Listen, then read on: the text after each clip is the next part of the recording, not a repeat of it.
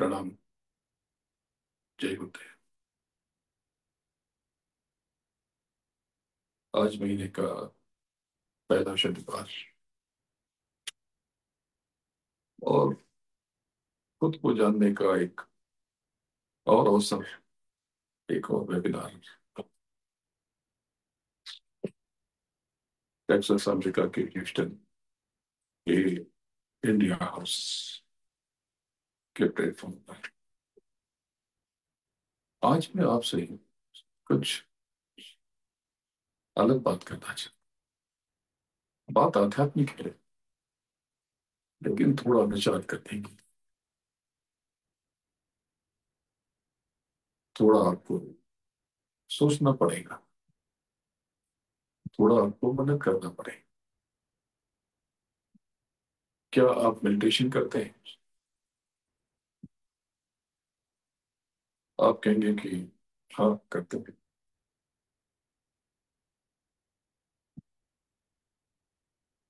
तो क्या आपके भीतर परम प्रकाश प्रकट हुआ?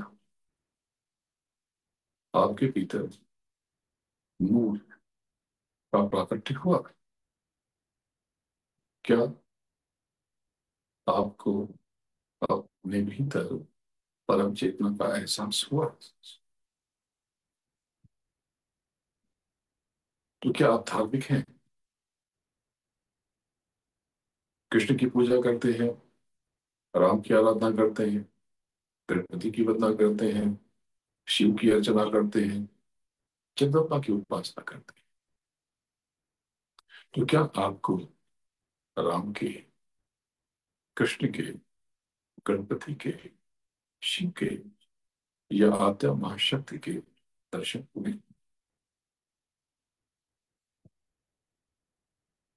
क्या आप आध्यात्मिक हैं? तो क्या आपको बड़े बड़े तत्व मीमांसा के ग्रंथ पढ़ के, बड़ी बड़ी बातें सुन करके, बड़े बड़े दार्शनिक विचारों से प्रभावित होकर के आत्मबोध हुआ? नहीं तो क्यों? अगर मेडिटेशन में आपके भीतर रोशनी प्रकट न हुई तो क्यों? क्या ये मार्ग व्यर्थ है? अगर आप धार्मिक हैं और आपको अपने इष्ट के दर्शन न हुए, आपने पूजा पाठ की, देवी की, देवताओं की या जिसके, पर आपको कुछ भी पता न चला, तो क्या ये यात्रा व्यर्थ हो गई? या आपके मार्ग में कोई त्रुटि? आप आध्यात्म की तरफ रुचि लेते रहे, विचार करते रहे, और आपको अपना परिचय भी ना हो। इसका मतलब कि कमी हमारे भीतर है, परेशानी हमारे भीतर है, या तो आपको इनका बोध नहीं है, आपको धार्मिकता का, आध्यात्मिकता का पता नहीं है, या फिर कहीं बहुत त्रुटि हो रही। हाँ, त्रुटि हो रही, भूल हो रही। तो आज जब इस पर आगे बढ़ते हैं और थोड़ी सी चर्चा करते हैं। जैसे कोई पेड़ हो, वृक्ष हो, ट्री, छोटा हो या बड़ा, नन्हा हो या विशालकाय, उसकी शक्ति कहाँ होगी? उसकी ब्रांच में, शाखाओं में? नहीं, उसकी ताकत जड़ों में होती है, रूट्स। वैसे ही मानव की ऊंचाई उसकी आंतरिक गहराई में निहित होती है, जो भीतर से दृढ़ होता है, मजबूत होता है, वो तूफानों में भी अडिग रहता है। और यही भीतरी दृढ़ता उसे आंतरिक रूप से सशक्त बनाती। जब हम आत्मा की शक्ति, जिसको शब्द कहते हैं, नाद कहते हैं, वाइब्रेशन कहते हैं, ब्रह्मनाद कहते हैं, आसमानी आवाज कहते हैं, यानी वो दिव्य कंपन। उसको जानने की कोशिश की तो ये मार्ग सुरत शब्द युग कहलाया। सुरत यानी आत्मा, यानी सोल, यानी ये मार्ग बहुत सरल है। आप कोई पूजा पाठ नहीं करते, कोई परेशानी की, क्योंकि पूजा तो शायद ही कोई करता। पूजन का मतलब है चेतन से चेतन का पूजन, जड़ से यानी मटेरियल से चेतन का पूजन। ये कोई पूजन नहीं है, ये कर्म कांड है, कर्म कांड है। तो आप समझने की कोशिश करें कि ये सुरत क्या है। सुरत यानी आत्मा, अर्थात वो सूक्ष्म चैतन्य है जो हमें स्वयं, जो स्वयं का प्रतिनिधित्व करती है। यानी हाँ, हम का मतलब देह नहीं है, बॉडी नहीं है, शरीर नहीं है। हम का अर्थ है आत्मा। तो शब्द, शब्द वो अनवरत ध्वनि है जो आपके आसपास है, आपके साथ है। और जब इस शब्द को आप पकड़ लेते हैं, और योग अर्थात मिलन, यानी शब्द योग अर्थात आत्मा और परमात्मा के बीच की पुलिया, ब्रिज। यह कोई धार्मिक क्रिया नहीं है, यह तो एक मनोविज्ञान है, चेतना का ज्ञान।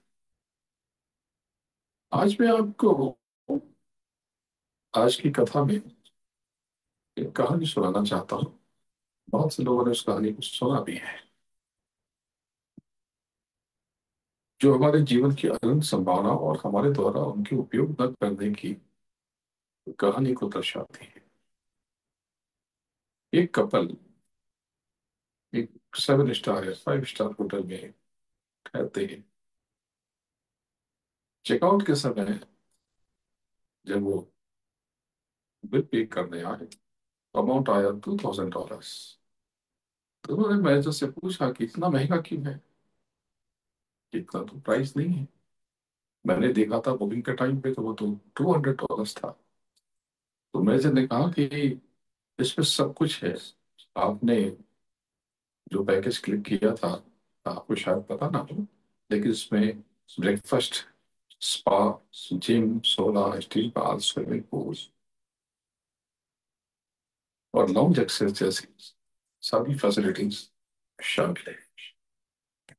कव्वाली सुन करके आश्चर्यचकित होता है, क्योंकि उन्होंने इनमें से कोई भी सुविधा का उपयोग किया ही नहीं था। तो मैनेजर कहता है कि आपने नहीं उपयोग किया, यह आपकी चॉइस है, आपकी पसंद है, आपकी मर्जी है, या आपने इसका लाभ नहीं उठाया। ये कहानी हमारे जीवन का प्रतीक है। हमारे भीतर अनगिनत संभावनाएं और क्षमताएं छिपी हुई हैं, लेकिन हम में से कई लोग उन्हें पहचानते नहीं है, उपयोग में लाते नहीं है, या शायद कहने की पता ही नहीं है।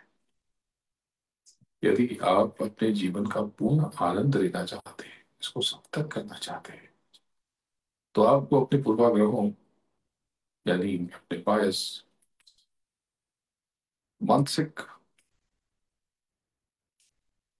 उलझनों और व्यसनों से मुक्त होना पड़ेगा। किसी भी प्रकार की लत, आदत, नशा, चाहे वो सिगरेट हो, शराब हो, चाय हो, कॉफी हो, आपके लिए बंधन का ही काम करती है। यदि आप किसी चीज के बिना असहज महसूस करते हैं, तो ये किस चीज को रिप्रेजेंट करता है? ये संकेत है कि आप उस वस्तु के, उस पदार्थ के गुलाम बन गए हैं। जीवन केवल घटनाओं का संयोग नहीं है, यह हमारे दृष्टिकोण और चिंतन की एक प्रतिबिंबित छाया है। हम जैसा सोचते हैं वैसे ही संसार को करते हैं, और वैसे ही हो जाते हैं। जैसा कि उपनिषदों में बताया गया, उद्घोषित किया गया, अहम ब्रह्मास्मि, अर्थात मैं ब्रह्म हूं। यह कोई मात्र भौतिक वाक्य नहीं है, अपितु आत्मा की उस दिव्य झलक का बोध है जिसमें वो स्वयं के परम सत्ता के साथ एक रूप होने का अनुभव करती है। इसी बात को मंसूर ने कहा था, अनल हक। अनल हक और ब्रह्म, अहम ब्रह्मास्मि, दोनों बात एक है। हक यानी पूर्ण ब्रह्म, हक यानी पूर्ण ब्रह्म यानी अलग पुरुष, यानी परम चेतना। तो जब यह अनुभूति भीतर आपके जन्म लेती है तो अस्तित्व एक नए आयाम में प्रवेश करता है। लाइफ यानी जीवन तब बाहरी घटनाओं का परिणाम नहीं रह जाता, बल्कि आंतरिक जागरण का उच्च जाता। हर परिस्थिति, हर क्षण हमारे लिए एक दरवाजा है, द्वार है। एक ऐसा दरवाजा जिसे हम या तो पीड़ा का भाग बनाते हैं या चेतना की उड़ान का साधन, यानी अपना भला करते हैं या अपना कंटाधार करते हैं। ये चुनाव, ये सिलेक्शन, ये चॉइस किसी और की नहीं है। दुनिया नहीं करती ये सब। आपका जीवन कैसा हो रहा है, कैसा है, ये सब आपके भीतर की वृत्तियों प्रवृत्तियों ने तय किया है। किसी भगवान ने आपका भाग्य नहीं लिखा है। आपके नित्य नए कर्मों से यह प्रकट हुआ है। इसलिए आप सब एक दूसरे की मदद करें। जैसे इंडिया हाउस जैसे ऑर्गेनाइजेशन से जुड़े, इन्हें जानने की कोशिश करें ये कैसा काम कर रहे हैं। आपको जानकर अच्छा लगेगा। तो जब हम मेडिटेशन यानी ध्यान की निरवता में उतरते हैं और आत्मचिंतन की उजास में अपने अंतर्मन की यात्रा करते हैं, तब एक अनोखा संगीत हमें सुनाई देने लगता है। यह संगीत बाहरी कानों से नहीं, आत्मा की श्रवण शक्ति से सुना जाता है। यही वह दिव्य ध्वनि है जो अनादिकाल से हमारे भीतर विद्यमान है। बस हम ही उससे अनभिज्ञ हैं, हमें ही इसका पता नहीं है। इस योगिक यानी शब्द योग के माध्यम से आत्मा क्रमशः अपनी परतें खोती है और तब वह अपने मूल रूप, पूर्णता, आनंद और शांति से। अतः जीवन के हर एक क्षण को एक साधन माने। सकारात्मक दृष्टिकोण केवल मानसिक अभ्यास नहीं है, वह तो आत्मा की सच्ची प्रवृत्ति है। और जब आप भीतर से पॉजिटिव होते हैं, सकारात्मक होते हैं, तो आपके विचार केवल शब्द नहीं रह जाते, तो प्रकाश की किरण बन जाते हैं जो आपको भी आलोकित करते हैं और आपके चारों ओर की दुनिया को भी। रिमेम्बर यानी स्मरण रहे, जीवन की सबसे महान यात्रा बाहर की नहीं है, भीतर की है। और उस यात्रा का आरंभ आपके चिंतन से होता है।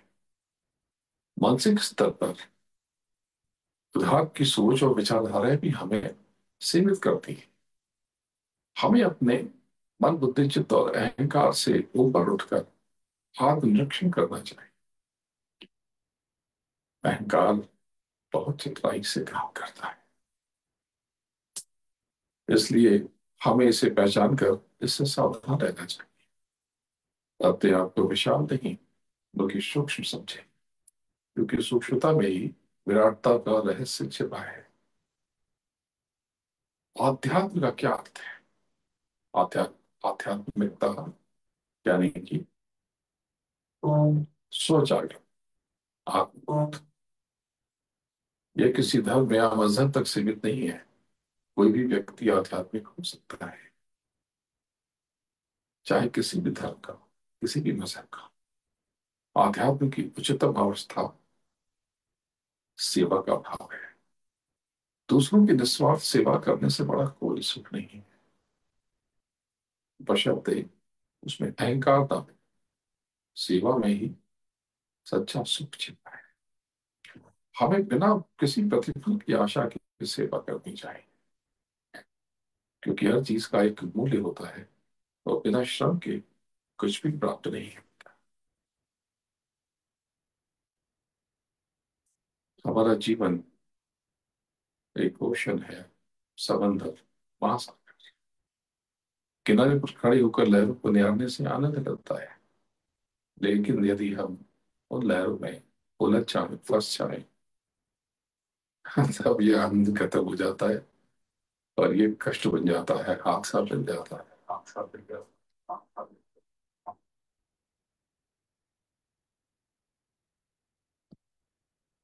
इसलिए जीवन को समझने और संभालने के लिए उससे अलिप्त रहना जरूरी है।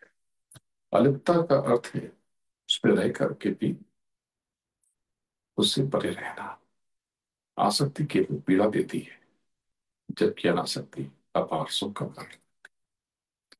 जो कुछ भी हमारे जीवन में घटित हो रहा है उसे स्वीकार करें, चाहे वो अच्छा हो या बुरा। यदि हम परिणामों की अपनी इच्छा अनुसार बदलने का प्रयास करेंगे तो हमें केवल दुख ही मिलेगा। परिणामों की तैयारी हमें पहले से ही कर लेनी चाहिए थी। हम में से कुछ लोग शिकायत करते हैं कि उन्होंने दूसरों के लिए बहुत कुछ किया लेकिन बदले में कुछ नहीं मिला।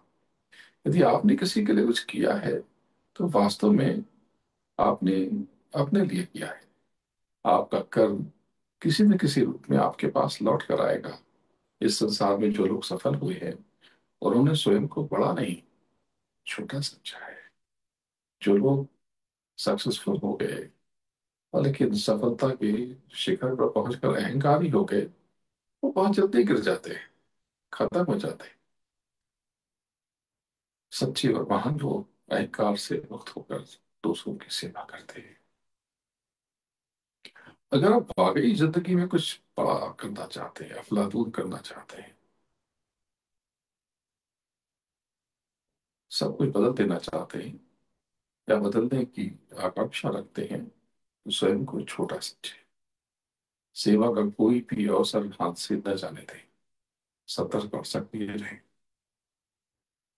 आलस्य से बचें, क्योंकि आलस्य आपका सबसे बड़ा शत्रु है। आलस्य नकारात्मक चिंतन, अधिक भोजन, अधिक निद्रा और आत्म केंद्रित सोच की ओर ले जाता है। ये सब बंटाधार कर देंगे, बेड़ा गर्क कर देंगे। तकदीर को चमकाने के लिए हर पल आलस्य के अंदर अंधकार से सजग रहे। अनावश्यक चिंताओं और भय से बचें। भय एक ऐसा अंधकार है जिससे मुक्त होकर ही हम उज्जवल भविष्य की तरफ बढ़ सकते हैं। भयभीत व्यक्ति सच्चाई का साथ नहीं दे सकता। जब हम भय से मुक्त होते हैं तब हमारे भीतर शक्ति पैदा होती है, रोशनी पैदा होती है, मानव प्रकाश प्रकट होता है। तो इसमें जितना आप डूबेंगे इन विचारों में, आप नहीं नहीं पढ़ते हैं, उदाहरण बतलाएंगे। हम सभी के एक दूसरे के शरीर को देखें, मस्तिष्क को देखें तो संरचना रचना समान है, लेकिन सबके एक्सपीरियंस अनुभव भिन्न भिन्न है। इसका क्या कारण है? कारण ये है कि हम अपने अनुभवों के लिए खुद जिम्मेदार हैं। जीवन एक मिट्टी की तरह है, इसमें आप जो कुछ बोएंगे, जैसे बीज प्लांट करेंगे वैसे ही परिणाम आएंगे। आप साइंटिस्ट बनना चाहते हैं, वैज्ञानिक या कलाकार या राइटर या पोएट, यह आपके कर्म और ट्रेनिंग पर डिपेंड करता है। इस ट्रेनिंग में, प्रशिक्षण में गुरु की भूमिका सबसे। गुरु ही हमें अंदर से निखारते हैं और बाहर से संवारते हैं। गुरु के बिना जीवन में अंधकार के सिवा कुछ नहीं होता। गुरु हमें मंजिल की खबर और चलने का हुक्म देता है। जिसके जीवन में गुरु का साया होता है, वरदहस्त होता है, वो बहुत तकदीर वाला होता है। गुरु की कृपा से ध्यान और भजन के अभ्यास के माध्यम से आप ब्रह्मांड और उसके स्वामी से कनेक्ट हो सकते हैं, जुड़ सकते हैं, संबंध स्थापित कर सकते हैं।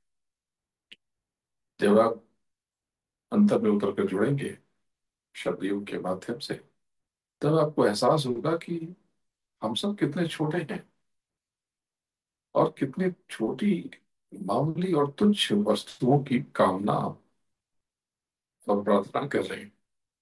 भगवान से मांगते भी क्या है? मिटने वाली चीजें, छूटने वाली चीजें, हो जाने वाली चीजें।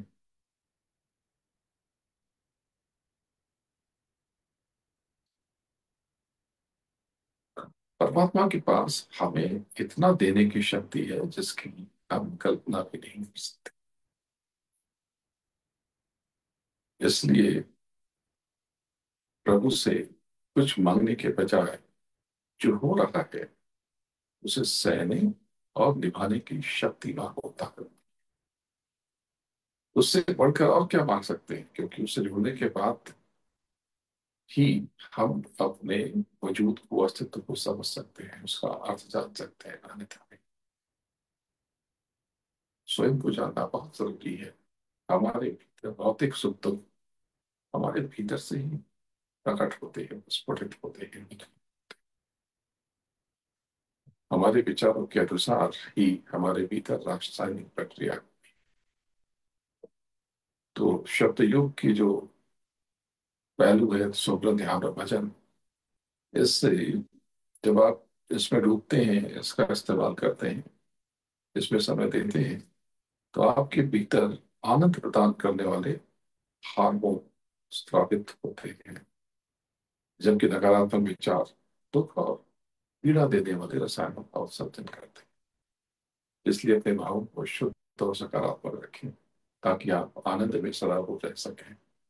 शब्द योग आपके आंतरिक आनंद को बढ़ाने में महत्वपूर्ण भूमिका का निर्वहन करता है। अब बहुत से लोग मुझे कहते हैं कि हम तो शब्द योग का अभ्यास करते हैं, सुब्रत ध्यान भजन, जिसे शॉर्ट में आध्यात्मिक साधन भजन कहा जाता है। कहते हैं कि हम तो साधन भजन में रत हैं और प्रतिदिन सुब्रत ध्यान और अंतर्मुखी यात्रा करते रहते हैं।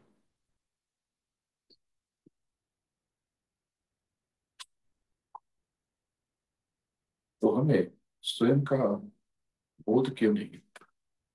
वो इसलिए कि आप जगत को थामे रहते हैं। दिन रात आप जगत के बारे में सोचते रहते हैं। और जब आप मेडिटेशन करते हैं, तब आप देखते हैं कितना घंटा हो गया, आधा घंटा हो गया, बहुत देर हो गई। ये जो शब्द योग है, इसके अभ्यास से जीवन में आने वाला कष्ट कष्ट रह ही नहीं जाता, ये मिटने लगता है। यह साधना का कोई चमत्कार नहीं है कि वह तुम्हारे कर्मफल को मिटा दे, बल्कि यह आपके भीतर ऐसी दया, ऐसी सहिष्णुता भर देता है कि आपके कर्मफल आपके पास आते हैं और गुरु का कवच देखकर आपको छूकर निकल जाते हैं।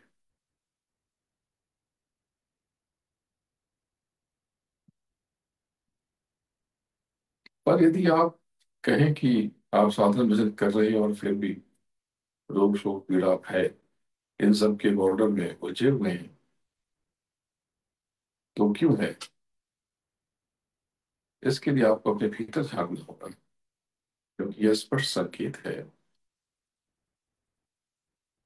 कि आप जब साधन भजन कर रहे थे, तो केवल एक क्रिया थी, प्रयोजन था, कोई व्यापार था, तब नहीं था।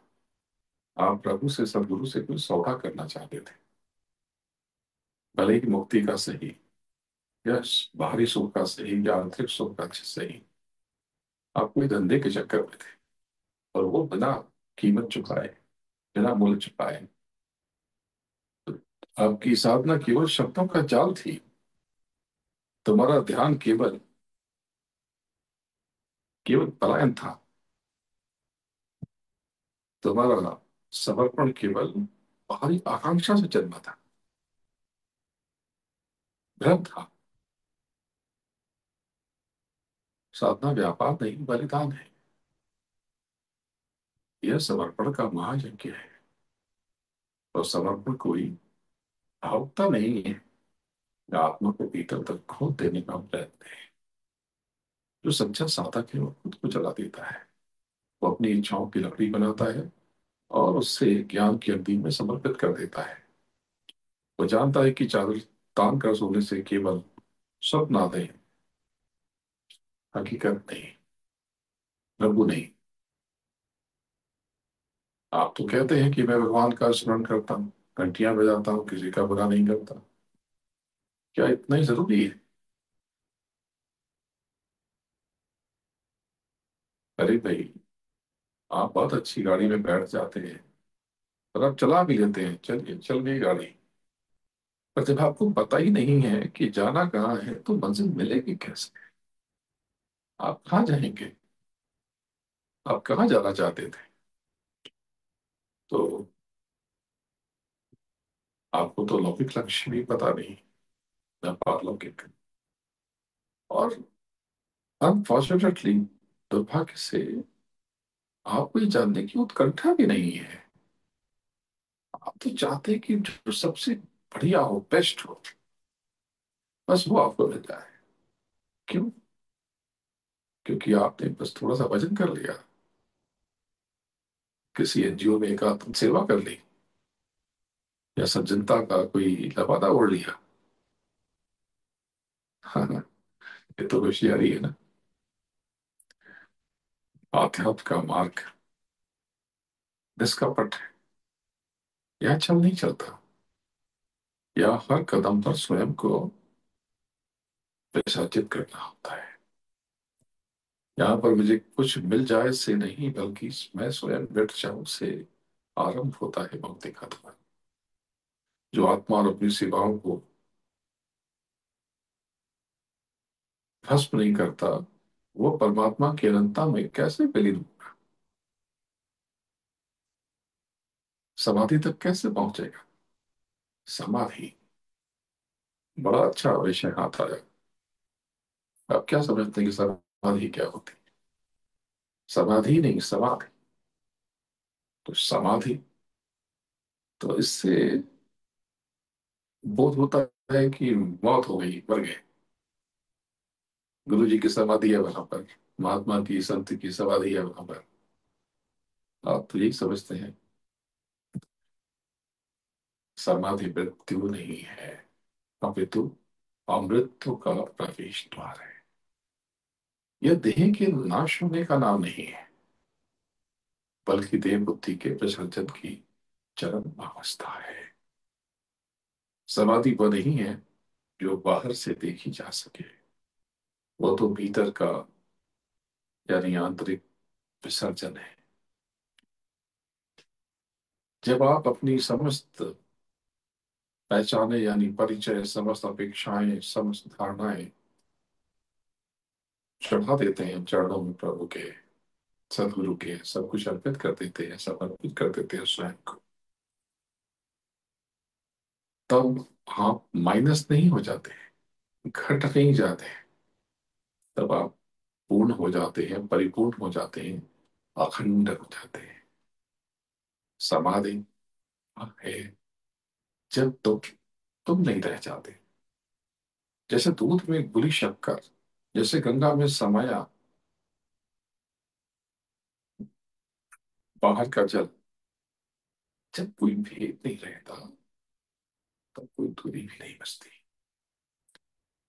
न भजन करने वाला बचता है, न प्रभु, केवल भजन रह जाता है। और भजन में आप जब शब्द की धार पकड़ते हो, शब्द केवल ध्वनि नहीं है, स्पंदन नहीं है, तो शब्द अस्तित्व है, गुण है, आधार है। यदि आपको जीती जी समाधि न मिली, तो आप समझ लो कि आपका अब तक का सारा प्रयास अधूरा था।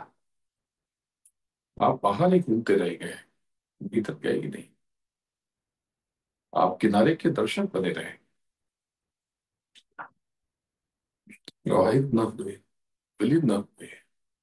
अतः यदि आपको वाकई कुछ पाना है, तो पहले आपको स्वयं के खोने की, खुद के खोने की तैयारी करना होगा। फिर भजन किया नहीं जाएगा, ध्यान भजन होने लगेगा। फिर तेरा हर श्वास, तेरा हर ओम, तेरा अंश, हर अंश प्रभु की पूज बन जाए। ध्यान का अर्थ है जब आप जहाँ हो, वही रहना। जब अंतर मन में एक बिंदु पर ज्ञान एकाकार रूप से गतिमान होता है, तो वह ध्यान कहलाता है। भजन शब्द से जुड़ने की और जोड़ने की क्रिया है। ध्यान में सदृश वृत्ति प्रवाहित होती है, जबकि धारणा में विरुद्ध वृत्ति का प्राकट्य होता है। ध्यान में बैठने से मन की वृत्तियां प्रवृत्तियां नियंत्रित होती हैं, काबू में आती हैं, जिससे आपका चित्त शुद्ध हो जाता है, पवित्र हो जाता है। थोड़ी ये गहरी बातें थी, लेकिन जब आप इनमें डूबोगे, तब आप महसूस कर पाओगे। इस संसार में जिन लोगों ने सक्सेस पाई, कामयाबी हासिल की, सफलता प्राप्त की, उन्होंने अक्सर अपने आप को बड़ा नहीं, छोटा समझा। यदि वे अपनी सफलता का सारा श्रेय स्वयं को दे देते, शायद उत्कर्ष पर नहीं पहुंच, ऊंचाई हासिल नहीं कर सकते। जो लोग सक्सेस को, सक्सेस पा करके खुद को बहुत बड़ा समझने और मानने लगते हैं, वह पतन की तरफ बढ़ जाते हैं। तो स्वयं को बहुत बड़ा समझने की भूल कभी नहीं करनी चाहिए। जब एक बीज, नन्हा सा बीज धरती से अंकुरित होता है, तो उसे अनेक कठिनाइयों का सामना करना पड़ता है। कड़ी धूप, भारी वर्षा, तेज हवाएं, बर्फ, ओलों का प्रहार, कीटों का हमला, और कभी कभी तो सूखा, पानी की कमी। ये सभी विपरीत परिस्थितियां ही बीज को दम देती हैं, बल देती हैं, शक्ति देती हैं, और अंततः उसे बाहर से तोड़कर उसे अंदर से मजबूत कर देती हैं, और उसके भीतर जीवन का प्राकट्य होता है। और अंततः वह एक सशक्त वृक्ष बन जाता है। इस क्रिया प्रक्रिया में बीज कई बार टूटता है, उठता है, नष्ट होता है, बिखरता है। लेकिन यही संघर्ष उसे विशाल वृक्ष बनने में सहायता करता है, जो अंततः कई जीवों का आश्रय स्थल बनता है। यदि उस बीज को प्रारंभ से ही अनुकूल परिस्थितियां मिलती, आरामदायक परिवेश मिलता, समृद्धि और संरक्षण मिलता, तो वह कभी भी बड़ा वृक्ष नहीं बन सकता था। इसलिए इस बात को आपको समझना होगा कि चुनौतियां और संघर्ष ही हमारी पूर्ण क्षमता तक पहुंचने में हमारी सहायता करती है। आराम हमें तहस नहस कर देता है। तो जीवन में आने वाली कठिनाइयां हमें अपनी आंतरिक शक्ति को पहचानने का अवसर देती है। यदि हमें लगता है कि हम कमजोर हैं, तो यह संकेत है कि हम अभी भी आरामदायक स्थिति में हैं। जिम्नेशियम में व्यायाम हमें आराम नहीं बल्कि कष्ट देता है, और इसी दर्द से हमारी मांसपेशियां, हमारी मसल्स मजबूत होते हैं। इसी प्रकार से जीवन के संघर्ष हमें निखारते हैं, संवारते हैं, और हमारी अनोखी क्षमताओं को, जो छुपी हुई थी, उनको उजागर करते हैं। यदि हम इन संघर्षों का सामना न करें, तो हम अपने पूर्ण सामर्थ्य को कभी भी पहचान नहीं पाएंगे, और जीवन बोझिल प्रतीत हो। विविध परिस्थितियां ही हमारे सुखद भविष्य की जन्मदाता होती है। मैं आज पूरे संसार को संबोधित करता हूँ, पूरे विश्व में भ्रमण करता हूँ, बहुत प्रेम करने वाले लोग हैं, लेकिन आरंभिक संघर्ष क्या आपको पता है? बहुत अपमान सहा, बहुत गालियां खाई, कोई सहयोग नहीं मिलता था। सहयोग तो आज भी बहुत कम मिलता है। इतनी लंबी लंबी यात्राएं करता, शरीर साथ नहीं देता, फिर भी जीव के कल्याण के लिए आप सबसे जुड़ा रहता। अगला वेबिनार संभावना है कि मैं आपके ह्यूस्टन से ही करूं। जल्दी ह्यूस्टन आने की तैयारी है। तो जो ह्यूस्टन वाले हैं और जो लोग इंडिया से जुड़े हैं उन सबसे बात होगी, मुलाकात होगी। हमारा ये जो शरीर है, हमारी जो देह है, ये विभिन्न तत्वों से बनी है। जल, अग्नि, वायु, पृथ्वी और आकाश एक दूसरे के एनिमी है। एनिमीज, विरोधी, विपरीत है एक दूसरे के। लेकिन विरोधी होते हुए भी संतुलन में रहते हैं। इसी विरोधाभास में जीवन की गति और प्रगति निहित है। यदि आपके जीवन में रुकावटें, बाधाएं और कष्ट हैं, तो ये संकेत है कि आप ग्रो कर रहे हैं, आप ऊपर की ओर बढ़ रहे हैं, तरक्की कर रहे हैं। लेकिन यदि सब कुछ सहज है और निर्विघ्न है, तो यह संकेत है कि आप नीचे की ओर जा रहे हैं। जीवन के संघर्ष हमें निरंतर दमखम देते हैं, शक्ति प्रदान करते हैं, सशक्त बनाते हैं। अतः जीवन की चुनौतियों को स्वीकार करें, उन्हें अपने विकास का माध्यम बनाएं, निरंतर आगे बढ़ते रहें। यही सफलता का वास्तविक मार्ग है। वो आप चलते हैं शब्द योग की तरफ। शब्द योग में तीन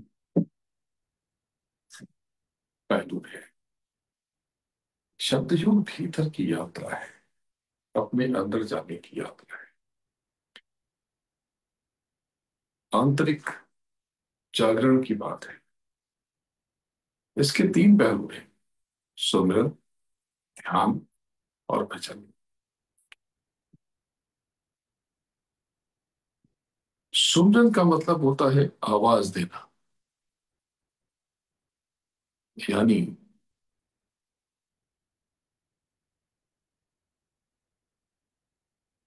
पुकारना, तड़प, अपने भीतर नॉक करना।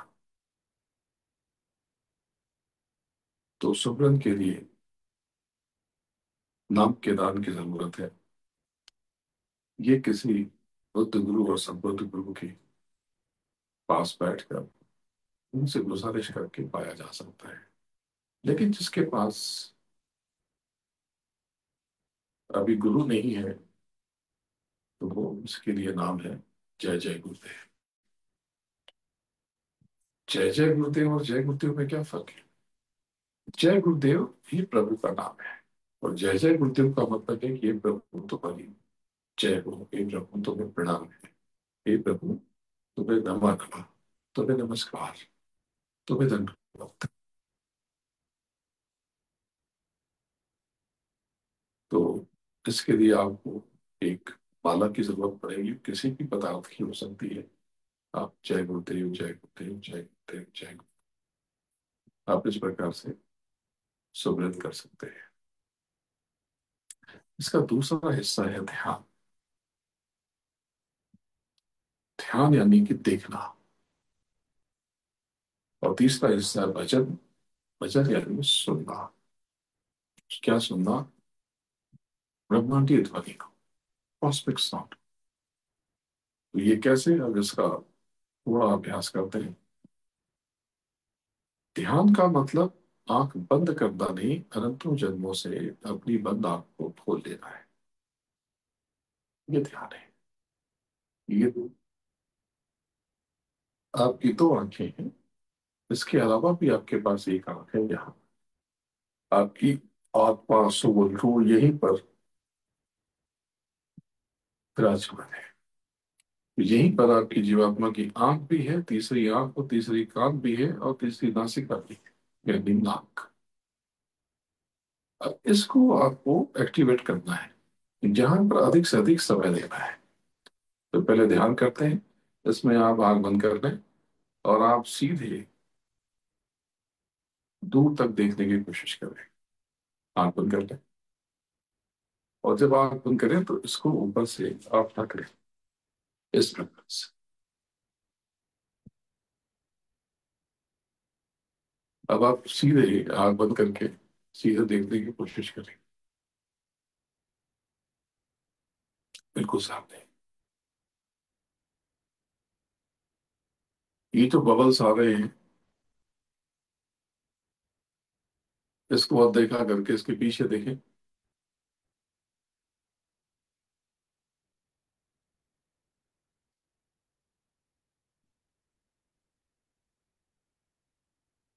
जब आप पीछे जाएंगे तो एक स्पॉट, एक धब्बा सा आपको दिखाई देगा, दृष्टिगोचर। बस उस स्पॉट पर, धब्बे पर आप अपनी दृष्टि रोक दें। वो जो बिंदु, छोटा या बड़ा, भले वो काला हो, ग्रे हो, या उसमें रोशनी हो, आप एक टक देखने की कोशिश करें।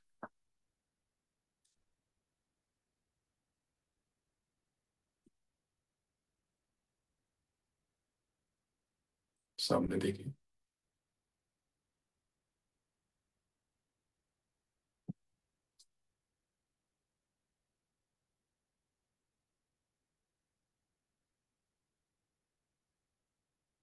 सारा ध्यान आप दोनों आंखों के मध्य समेट लें, खुद को। ना वीकेंड के बारे में सोचें, ना वीकडेज के बारे में सोचें, ना ऑफिस के बारे में सोचें, ना कारोबार के बारे में, न घर के बारे में, न बाहर के बारे में।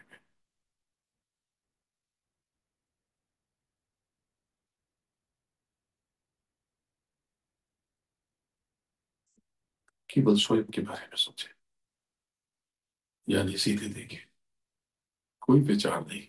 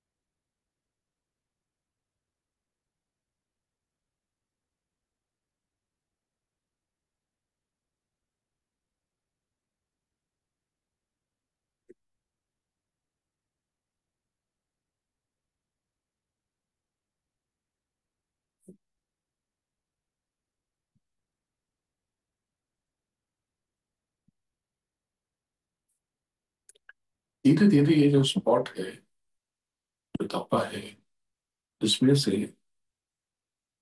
इसमें अंधेरापन कम होने लगेगा, काली मिटने लगेगी।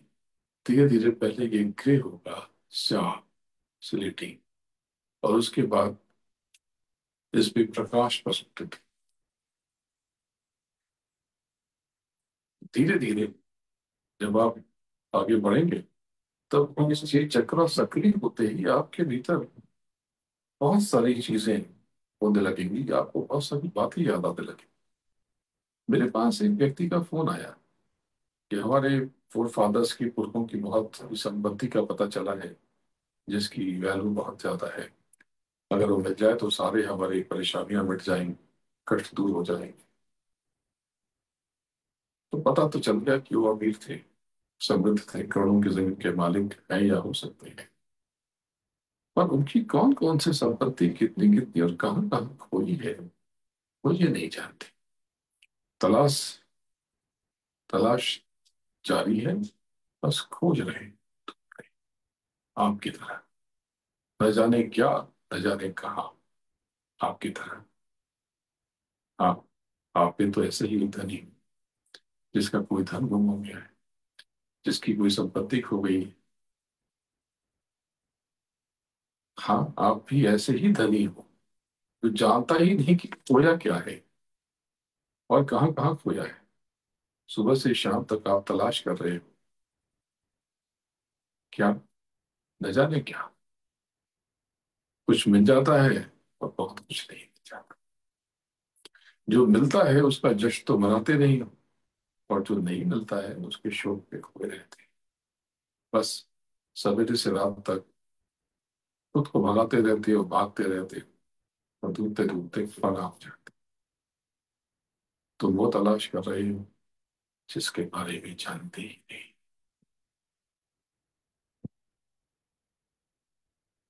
पर इस बेचैनी में से एक बात तो निकल के आती है कि आपको इतना तो पता चला कि आपका कुछ खो गया है, ऐसा कुछ जो कभी आपका था।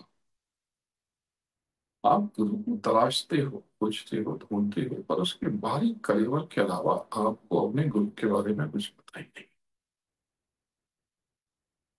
अगर गुरु आपके मन की करते तो बहुत अच्छा गुरु है, और अगर गुरु आपके मन की न माने और फिर भी अपनी दया बरसाता रहे, तो आपको तब व्यर्थ लगता है, शक्तिहीन लगता है, पावरलेस लगता है। मेरे गुरु महाराज तो ठीक नहीं है, आपको समझ में नहीं आए। आप स्वयं कुछ समझ में नहीं आए, गुरु को क्या समझेंगे आप स्वयं को समझ में नहीं आए। तो इस बात को समझे। और बात ऐसी है कि जिंदगी बहुत अद्भुत है। ये संसार एक बहुत सुंदर भूषण है, समंदर है। इसमें कुछ कर ले, जीते जी आप ऐसा कुछ कर ले जो अब तक हो नहीं सका।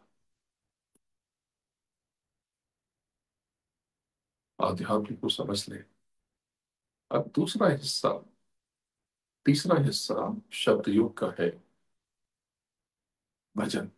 भजन का अर्थ है अंदर के कान से कॉस्मिक साउंड सुनना। इसके लिए आप इस प्रकार से, ऐसे ऐसे कैसे भी अपने दोनों कानों को इस प्रकार से बंद कर लें, जैसे ब्राह्मणी के लिए बंद करते हैं। ब्राह्मणी में इस प्रकार से कान को बंद करके, आंख को बंद करके कंठ से आवाज निकालते हैं ना, बस वैसे ही, बस इसी प्रकार से। काफी लोगों को आप में से पता है कि ब्राह्मणी कैसे करते हैं। तो इसको इस प्रकार से बंद करके यहाँ से ये सहस्त्रार चक्र है, ऊपर का ध्यान देकर के सुनने की कोशिश करनी। आपके भीतर एक वाइब्रेशन है, तरंगे ज़ूं करती हुई आवाज है। जैसे घर की छोटी मिट्टी होती है पूजा स्थान में, उसको बजाते हैं ना, बस उसी प्रकार से जिसको ऐसे कान बंद करके यहाँ से सुनने की कोशिश करें।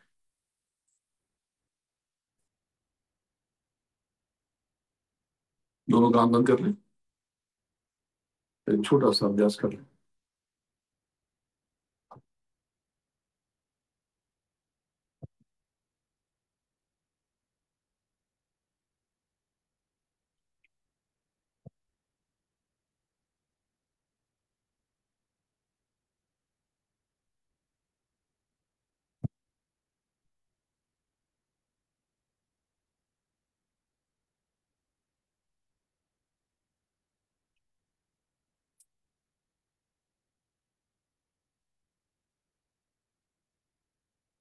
अब आप खोल लें।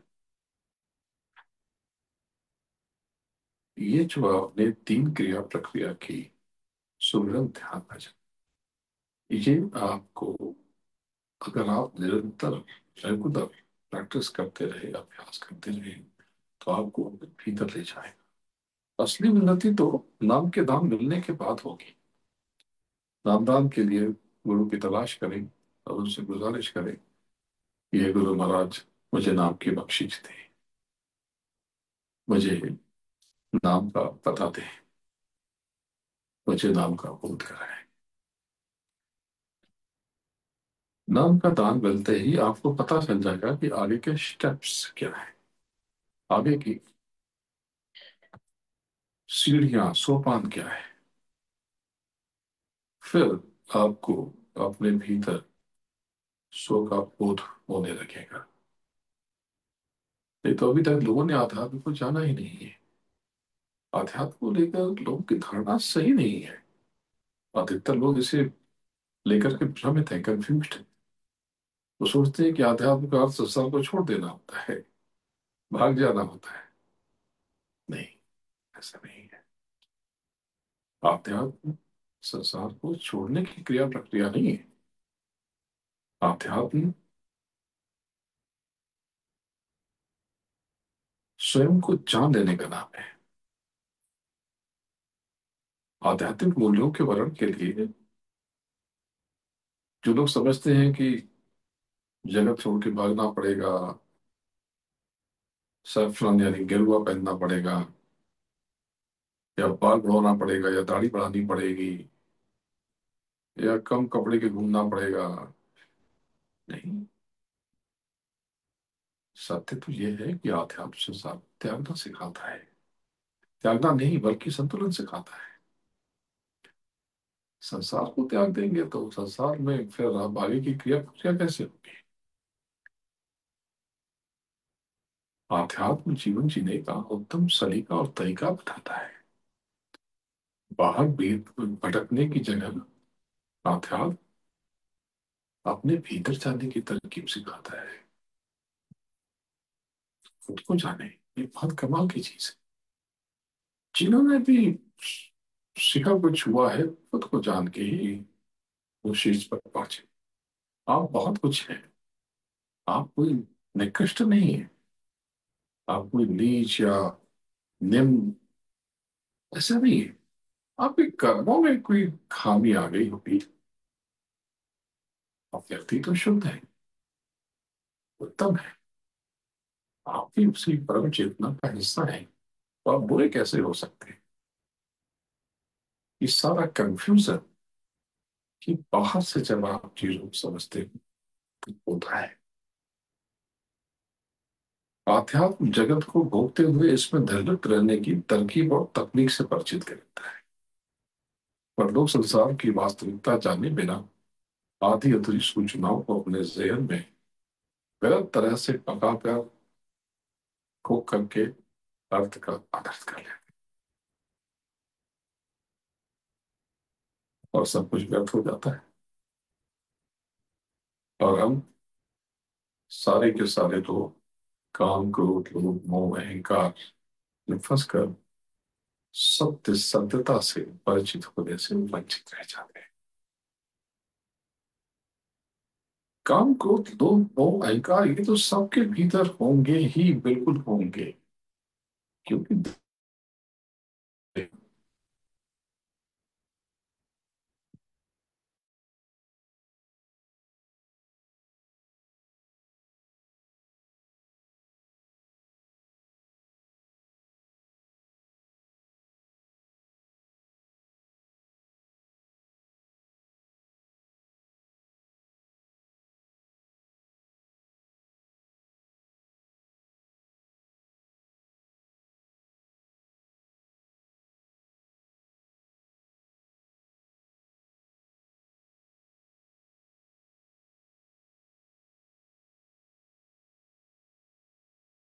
It seems there's some issue with the internet, I believe.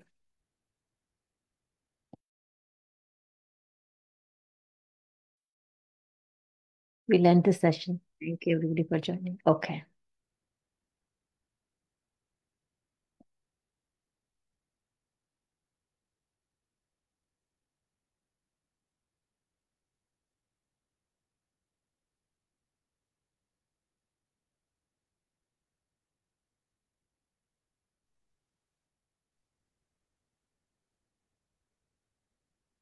कुछ परेशानी आ गई थी शायद।